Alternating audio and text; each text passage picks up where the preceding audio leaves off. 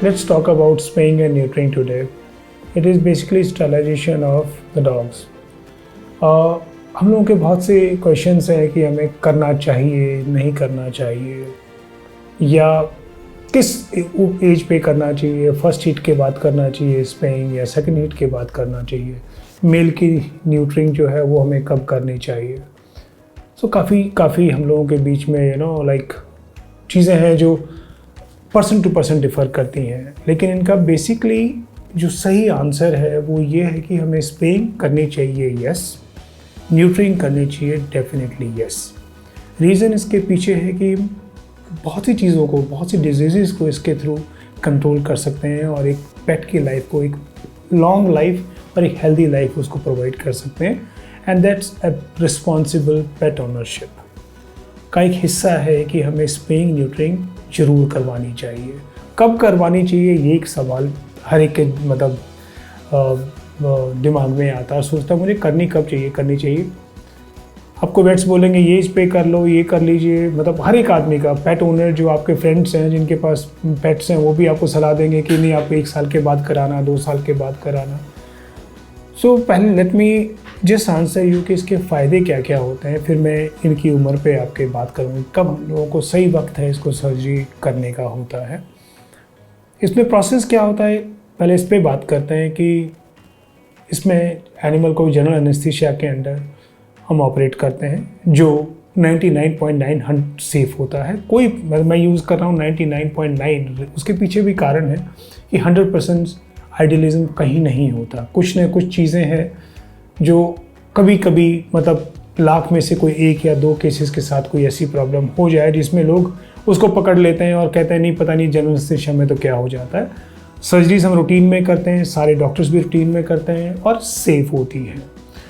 और उससे पहले, सर्जरी से पहले हम लोग क्या करते हैं कि प्रॉपर उसका प्री एनेस्थेटिक टेस्ट होते हैं। जैसे हम लोग एक्सरे करते हैं चेस्ट का, प्रॉपर ब्लड टेस्ट करते हैं, उसको वेरीफाई करते हैं कि इसकी सर्जरी अभी राइट है, मूवमेंट है या नहीं कोई और मेडिकल हेल्थ तो नहीं चल रही है। जैसे आजकल जितने भी छोटे डॉग्स हैं जो स्मॉल ब्रीड डॉग्स जिन्हें हम कहते हैं, जैसे लासा एप्सो है, पग है या शिट्ज़ू हैं, इन डॉग्स में बड़ी genetically they are just born with some heart diseases and all that. तो बहुत सी चीज़ों को हम ध्यान रख के उनको प्रॉपर ट्रीट करके आइडेंटिफाई करने के बाद हम लोग स्पेइंग न्यूट्रिंग के लिए सोचते हैं। सो कोई इवन प्रॉब्लम्स होने के बाद भी स्पेइंग होती है, न्यूट्रिंग होती है, कोई डरने की बात नहीं है उसके अंदर। आप आराम से वेट के पास जाइए, उनसे बातचीत कीजिए और आराम से इस टॉपिक के ऊपर डिस्कस करिए। फिर आती है बात की एज क्या है।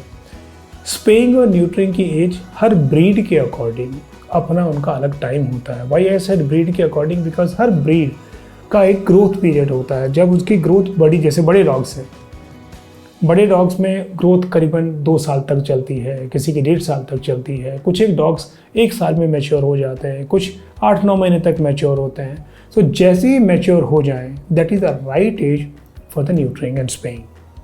आप इस चीज़ का ध्यान रखिए, डॉक्टर आपको समझा देंगे कि ये आप सोचें कि 4 महीने पे करा लूँ, 3 महीने पे करा लूँ।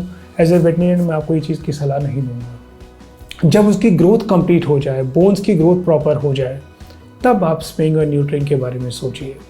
उससे पहले लोग कहेंगे जैसे आपके फ्रेंड्स में है या कोई और, नहीं उसका नेचर बिगड़ जाएगा मेल का, न्यूट्रिंग पहले करा लो। नहीं, आप उससे पहले उसके बिहेवियर पे बात करिए, उसकी ट्रेनिंग पे बात करिए, तब तो आप उसको, बिकॉज उस वक्त उसको हार्मोनल इतने इश्यूज़ नहीं आपको परेशान करेंगे जितना कि बोलिए कि 1 साल के बाद वो परेशान करेगा।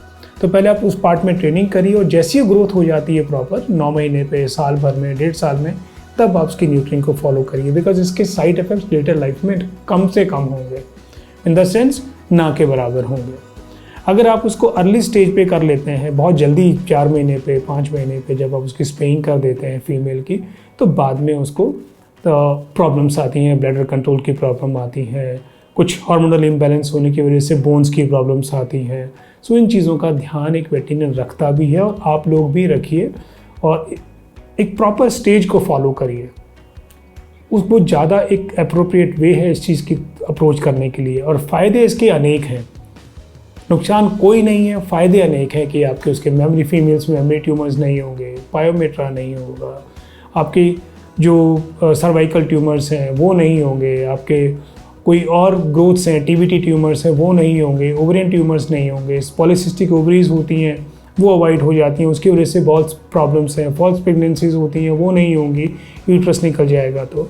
सो इन चीज़ों का हमें ध्यान देना चाहिए। और जैसे जैसे उसका स्पेइंग होने के बाद बॉडी में बहुत से चेंजेस आते हैं, जो एक बिहेवियर चेंज इतना बढ़िया आता है कि आपके साथ वो बहुत पेट फ्रेंडली रहेगा, उसका बिहेवियर अच्छा होगा, उसका नेचर बहुत बेटर हो जाएगा। तो इन चीज़ों का हमें ध्यान देना चाहिए। मेल के साथ भी यही है, आपने राइट टाइम पे उसका न्यूट्रिंग किया, राइट एज पे उसका न्यूट्रिंग किया, उसका बिहेवियर बहुत बेटर हो जाता है, वो आपकी बातें सुनने लगता है, काम है। और सबसे बड़ा एडिशन जो स्पेइंग और न्यूट्रिंग करने के बाद है, जैसे मेल्स में, फीमेल्स में मैंने आपको बताया, मेल्स में क्या होता है, आपके प्रोस्टेट ट्यूमर्स नहीं होते, टेस्टिकुलर ट्यूमर्स नहीं होते, आपके और टाइप के ट्यूमर जो हैं एनल एरिया में वो नहीं होते हैं। तो इन चीज़ों को I am not using technical terms for that, but आप बहुत सी ग्रोथ्स देखते हैं जगह जगह बॉडी में, टेल के नीचे, एनएस एरिया में, उसे वो सब चीज़ें अवॉइड हो जाती हैं। तो आपको न्यूट्रिंग के लिए एक स्टेप अपने आप आगे निकालना चाहिए, अपने वेट के पास जाना चाहिए कि please neuter my dog, which is very important. और सबसे बड़ी जो आप उस चीज़ में एडिशन करते हैं वो है कि आपकी जब ब्रीडिंग नहीं होगी तो आपके पास पप्स नहीं होंगे, और अगर आप ब्रीड कर रहे हैं तो एटलीस्ट आप एक अच्छा घर ढूंढ सकते हैं, लेकिन वो जो बहुत मुश्किल होता है घर ढूंढना, तो आप उस चीज़ को, उस प्रॉब्लम को ही अवॉइड कर रहे हैं। दूसरी चीज़, न्यूट्रिंग और स्पेइंग जब आपकी कोई जेनेटिकल डिसऑर्डर्स हैं तो एक कंपल्सरी हो जाती है कि आपको करवानी ही करवानी चाहिए, बिकॉज अगर आप उसको ब्रीड करेंगे, बाई चांस मिस्टेक से वो प्रेग्नेंट हो जाती है फीमेल, तो भी प्रॉब्लम्स हैं। और आपका डॉग हर समय, चाहे वो मेल हो चाहे वो फीमेल हो, डिस्ट्रैक्ट रहता है जब भी वो हीट पीरियड्स में आते हैं। So please go for neutering, this is the right thing for your pet health and society health. So आप बहुत सी डिजीज़ को अवॉइड कर सकते हैं, एक पेट को अच्छी हेल्दी लाइफ दे सकते हैं। सो मेरा रिक्वेस्ट ये है कि आप ओपन हार्टेड डॉक्टर के पास जाइए और एक रिस्पॉन्सिबल पेट ओनर की तरह उसका स्पेइंग और न्यूट्रिंग जरूर करवाइए। आपको कोई परेशानी हो, कोई सवाल हो, आपके कोई क्वेश्चंस हैं, तो आप या तो कमेंट्स में लिख सकते हैं या हमें डायरेक्टली भी फ़ोन कर सकते हैं, and we can resolve that. और आप न्यूट्रिंग और स्पेइंग के लिए you can any time you can call us and we can also do it for you.